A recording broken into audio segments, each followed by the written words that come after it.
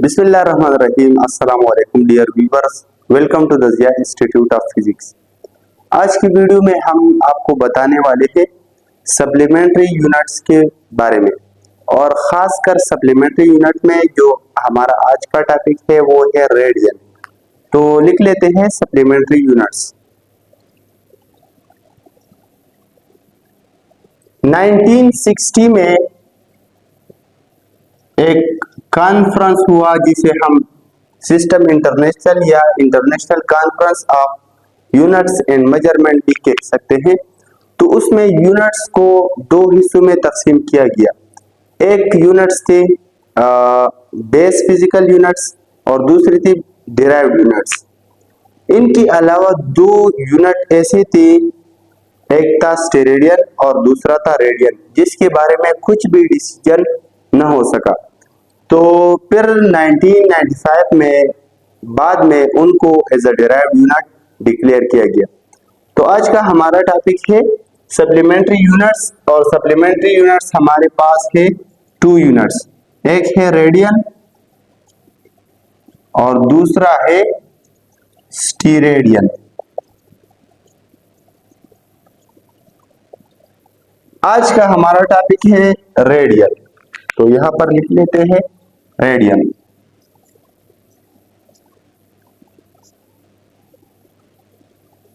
Radian unit है angle का, its unit of an angle. इस तरह आपको पता है कि आपके पास एंगल का एक यूनिट जो है वो डिग्री भी है, लेकिन यहां पर हमारे पास रेडियन भी एंगल का यूनिट है। तो इसकी डिफिनीशन की तरफ आते हैं।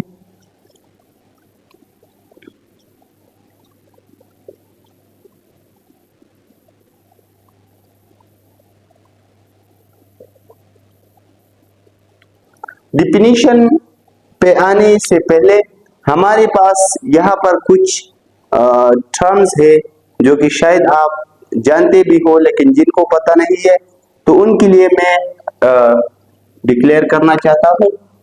सबसे पहला है सर्कल।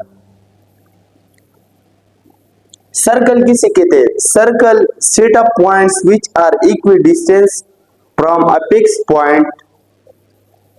सर्कल यहां पर एक फिक्स पॉइंट मैंने ले लिया और इसके इर्द गिर्द मैंने सेट ऑफ पॉइंट्स ले ली, और सेट ऑफ पॉइंट्स को आपने इस अंदाज से लेना है कि उनका डिस्टेंस हर जगह पे इस सेंटर पॉइंट या फिक्स पॉइंट से सेम हो।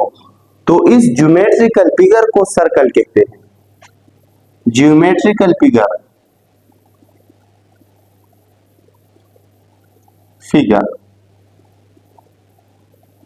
अभी इस सेंटर पॉइंट को कहते हैं सेंटर ऑफ द सर्कल।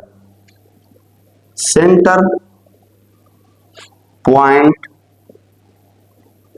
और fix point is known as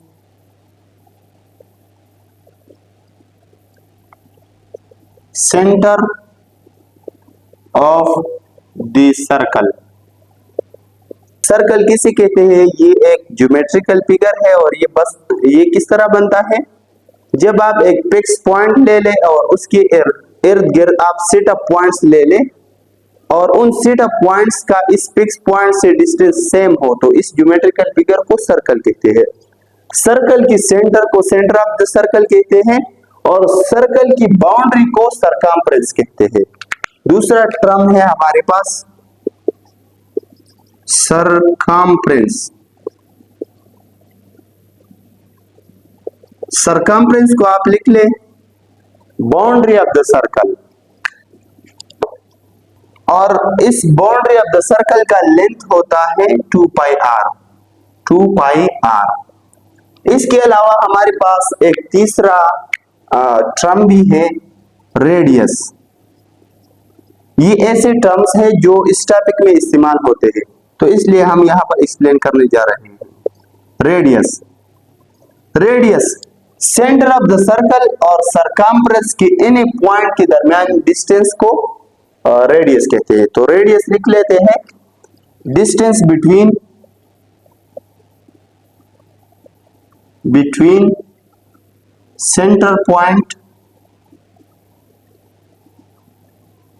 point and circumference of the circle।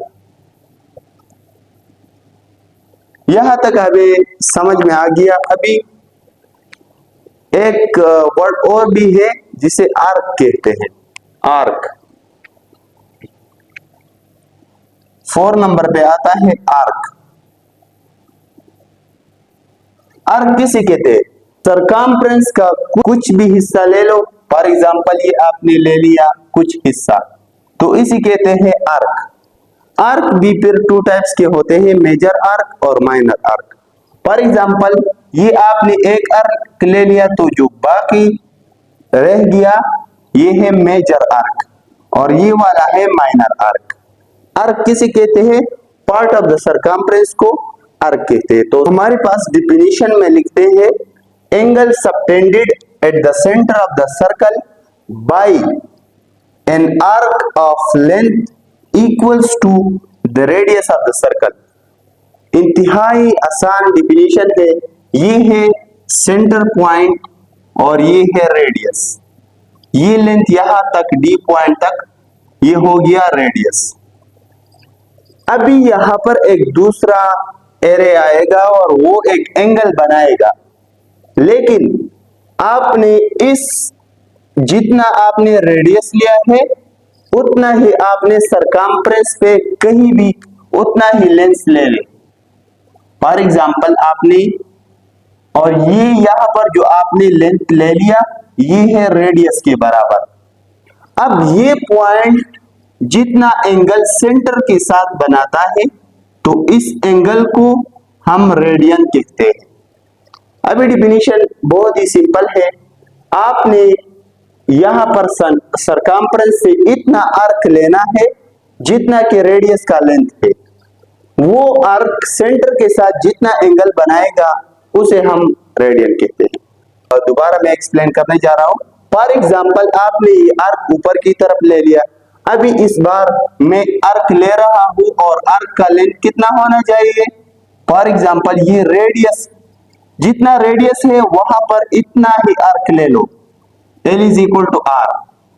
अब ये पॉइंट सेंटर के साथ जितना एंगल बनाएगा तो इस एंगल को हम 1 रेडियन कहते हैं। अभी रेडियन के लिए एक फार्मूला भी है, तो वो फार्मूला भी मैं आपके सामने रख रहा हूं। मेरे पास एक फार्मूला है नंबर ऑफ रेडियंस के लिए। नंबर ऑफ रेडियन लिख लेते हैं, ये एंगल का यूनिट है, तो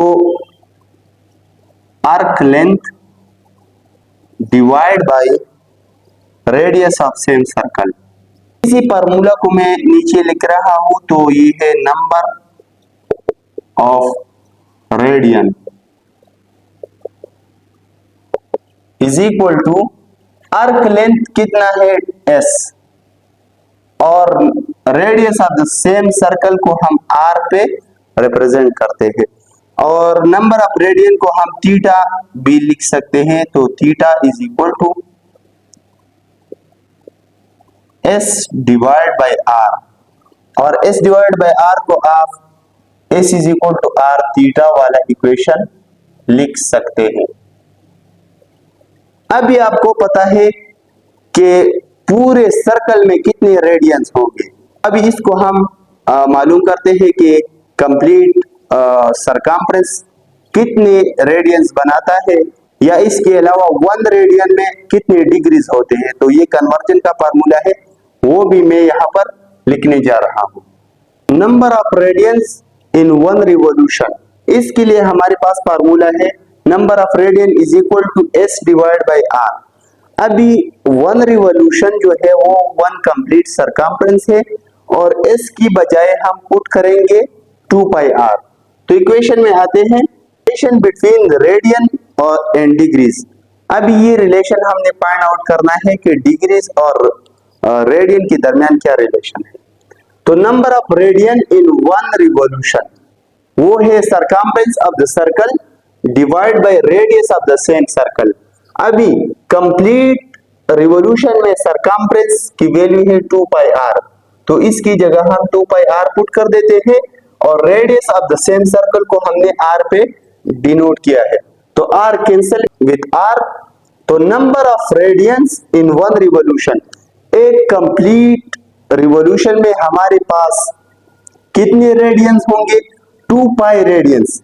सिमिलरली जब हम कंप्लीट राउंड ट्रिप कंप्लीट कर देते हैं तो उसमें हमारे पास फॉर एग्जांपल यहां से आपने स्टार्ट ले लिया और फिर यहां तक आ गए, तो ये है कंप्लीट एंगल को हम 360 डिग्रीज लेते हैं। तो हमारे पास इक्वेशन 1 जो है वो कहता है कि कंप्लीट राउंड ट्रिप में हमारे पास 2 पाई रेडियन होते हैं, और इक्वेशन 2 कहता है कि कंप्लीट राउंड ट्रिप में हमारे पास 360 डिग्रीज होते हैं। अभी हम इक्वेशन 1 और इक्वेशन 2 को कंपेयर कर लेते हैं। तो इक्वेशन 1 कहता है कि वन कंप्लीट राउंड ट्रिप में हमारे पास 2 पाई रेडियंस होते हैं, और इक्वेशन 2 कहते हैं कि हमारे पास वन कंप्लीट राउंड ट्रिप में 360 डिग्रीज होते हैं। तो अभी ये है वो रिलेशन जिसकी मदद से आप डिग्रीज और रेडियन के दरमियान कन्वर्जन कर सकते हैं। फॉर एग्जांपल ये अभी 2 पाई को मैं नीचे शिफ्ट कर लेता हूं, तो 1 radian is equal to 360 degrees divide by 2 pi. 2 अगर कैंसल हो गया तो इससे आ जाएगा 1 radian is equal to 180 degrees divide by pi. यहां पर हमारे पास पाई की वैल्यू है, pi is equal to 3.14। 1 radian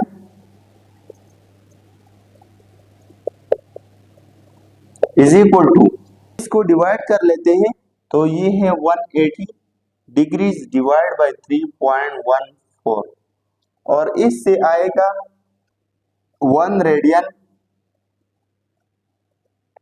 is equal to 57.3 degrees. For example आपने यहां पर 57.3 डिग्रीज का डिस्टेंस एंगुलर डिस्प्लेसमेंट कवर कर लिया। For example if the theta is 57.3 degree, then the angle will be 1 radian.